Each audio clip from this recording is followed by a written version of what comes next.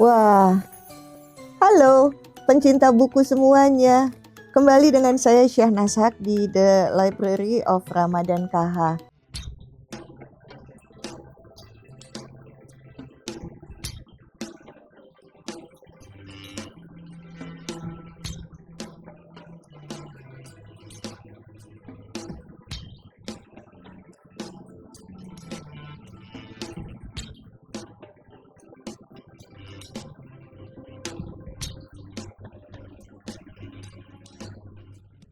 Kali ini kami akan membahas buku Pak Hugeng. Ini polisi yang sungguh luar biasa yang membawa citra polisi sungguh mulia. Dan di buku ini banyak sekali yang kita ambil pembelajaran kehidupan sebagai seseorang dengan konsekuensi ketika memilih menjadi polisi. Bagaimana ia harus menjaga martabatnya, menjaga nuraninya, menjaga kestabilan dari sebuah kejujuran walaupun bujuk rayu sungguh luar biasa yang ada di sekelilingnya. Bahkan berani melawan arus. Ini buku cocok sekali untuk Anda yang ingin berbeda. Berbeda itu unik bukan? Iya. Kenapa orang yang unik itu selalu menonjol? Karena dia berbeda dengan yang lainnya. Keunikan jauh lebih bisa diidentifikasi dibandingkan hanya sekedar lebih baik daripada yang lain. Pak Hugeng ini unik dan sungguh keras kepala. Kemauannya strong will, high achievement istilahnya. Sehingga itu yang menjadi pembeda beliau dengan yang lainnya. Dan itu yang menyebabkan beliau itu pun rasanya sulit untuk ditandingi di generasi selanjutnya. Kalau kita sebut nama Pak Hugeng, semua orang langsung nyebutnya apa? Kejujuran. Iya, kejujuran menjadi branding beliau. Polisi yang jujur, polisi yang berani melawan ketidakadilan, walaupun konsekuensinya sungguh besar yang mesti diterima. Dan ini menjadi menarik karena ternyata ketika saya membaca buku ini, Pak Hugeng itu bukan hanya sosok yang jujur sendiri di dalam keluarga. Kalau dilihat satu keluarga di buku ini ya diceritakan. Satu keluarga tuh mempunyai value yang sama, kiblatnya sama. Sehingga ini menjadi menarik untuk dunia parenting. Seorang ayah yang mempunyai nilai kejujuran dan memegang nilai kejujuran, maka ia akan menularkan kepada pasangannya dan menjadi teladan untuk anak-anaknya. Jangan lupa children see, children do. Apa yang dia lihat, itu yang akan dilakukan. Sebagai orang tua saya tahu banget bahwa kalau kita nasehatin ya anak-anak kita dinasehatin 10 dikerjain 1 aja udah alhamdulillah.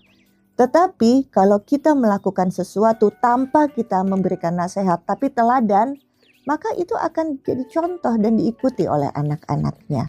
Dan ini menjadi menarik untuk Anda pencinta dunia parenting dan ada berkecimpung di dunia pengasuhan tersebut. Anda baca buku ini karena kita akan melihat bagaimana sosok seorang ayah yang sama nih figurnya di luar rumah maupun di dalam rumah.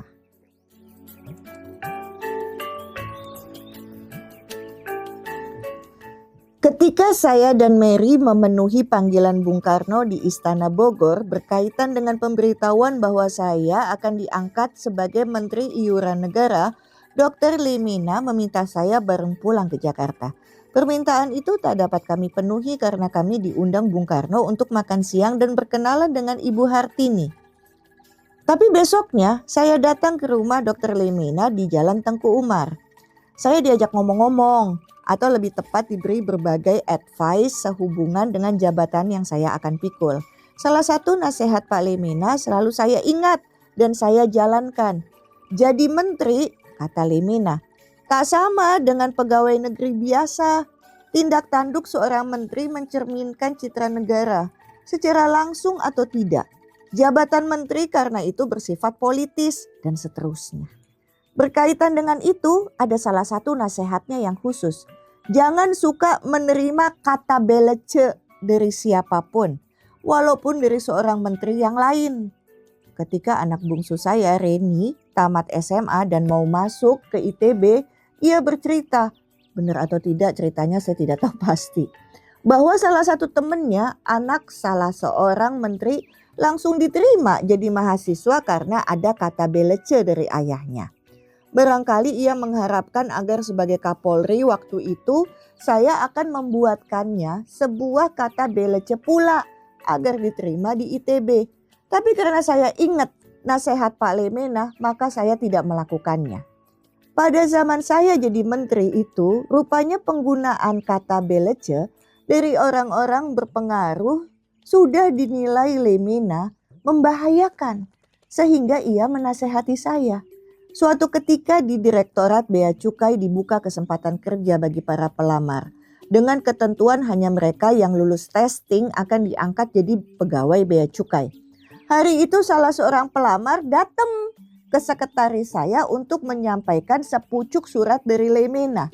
Isi surat adalah permintaan agar si pembawa surat saya tolong supaya bisa menjadi pegawai Bea Cukai.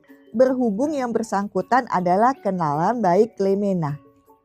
Teringat pesan Lemena agar tidak menerima kata belece dari siapapun dengan didahului ucapan bismillah, segera saya tulis surat buat Lemena. Isinya menyatakan bahwa saya telah menerima kata belece dengan baik. Saya menjamin bahwa si pembawa akan dapat mengikuti testing. Akan tetapi sayang sekali, saya tak dapat menjamin ia lulus testing. Besoknya telepon berdering, rupanya dari Dr. J. Lemena. Dalam telepon, Dr. Lemena menyatakan maaf karena telah membuat kata belece. Maaf, saya lupa, katanya ikhlas, tanpa nada marah atau tersinggung. Ya, gak apa-apa, saya bilang. Pak Lemena yang baik, yang sportif karena minta maaf. Pada hari lain kami justru dibantu Pak Harto yang ketika itu masih Brigjen dan Pangkostrat, Pak Padang Sudirjo, pimpinan Dirjen Bea Cukai, melaporkan kasus penyelundupan lain. Bahwa seorang pedagang berdarah India menyelundupkan tekstil dalam partai yang cukup besar dewasa itu. Katanya untuk orang Kostrat. Harus diakui kasusnya sulit, juga mengingat kaitannya dengan oknum ABRI. Sehingga saya merasa harus diambil sebuah kebijaksanaan juga. Baik, saya ambil alih kasus ini. Langsung akan saya bicarakan dengan Pangkostrat, saya bilang. Maka lusanya saya temui Pak Harto. Saya bicarakan kasus itu dengan secara terbuka. Apa adanya. Jawaban yang saya terima melapangkan hati. Terserah Mas Hugeng saja, ia tersenyum. Penyelundup tekstil itu dihukum dengan menjatuhi denda, yaitu denda yang seberat-beratnya. Itu jauh lebih ringan daripada dibeberkan di depan pers atau diajukan ke pengadilan.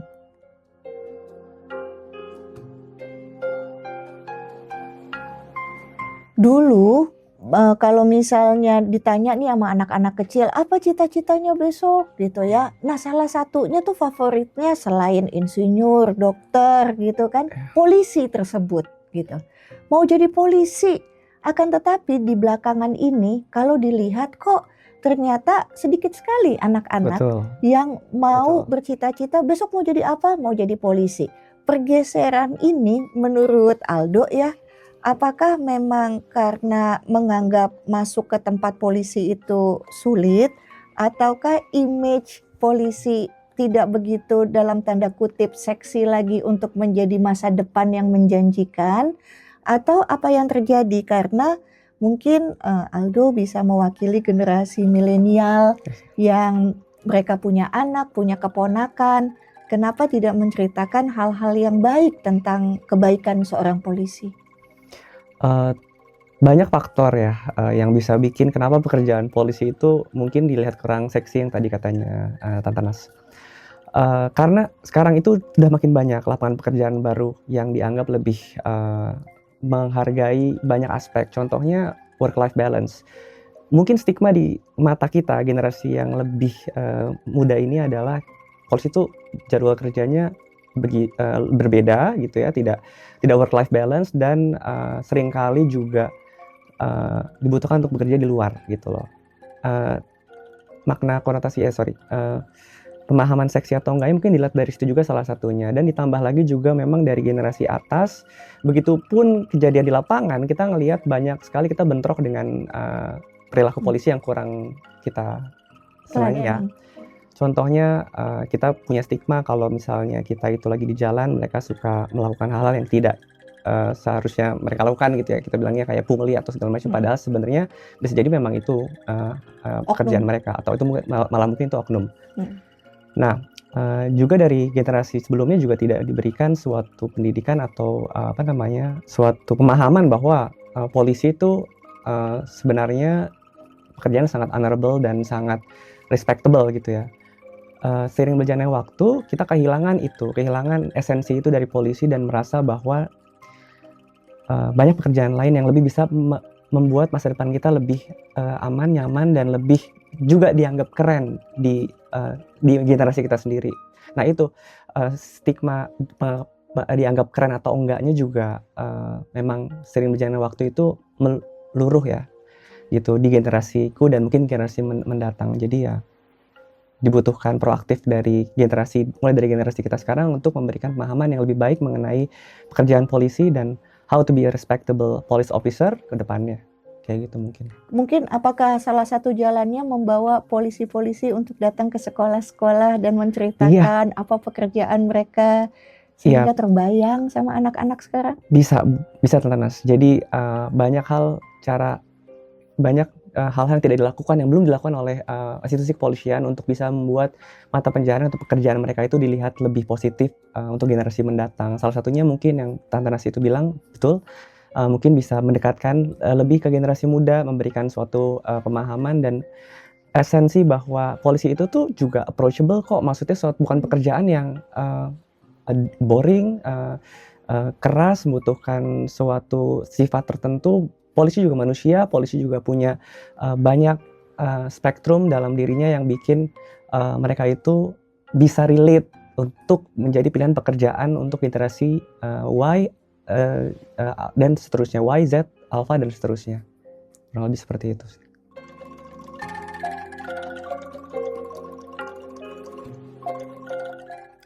Akhir-akhir ini sering terdengar tagar kabur aja dulu. Mungkin kita semua udah tahu ya.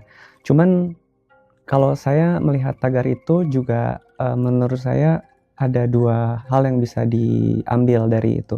Pertama, bahwa sah-sah aja untuk kita cari peruntungan di luar, mendapatkan kehidupan yang lebih baik dengan kondisi negara yang mungkin sekarang bisa dilihat bahwa kurang menguntungkan bagi segelintir atau beberapa di antara kita. Kita dari buku ini kita bisa melihat bahwa banyak sekali hal yang sebenarnya bisa dirubah, dimulai dari diri kita sendiri dulu, dari generasi kita, untuk Indonesia tentunya.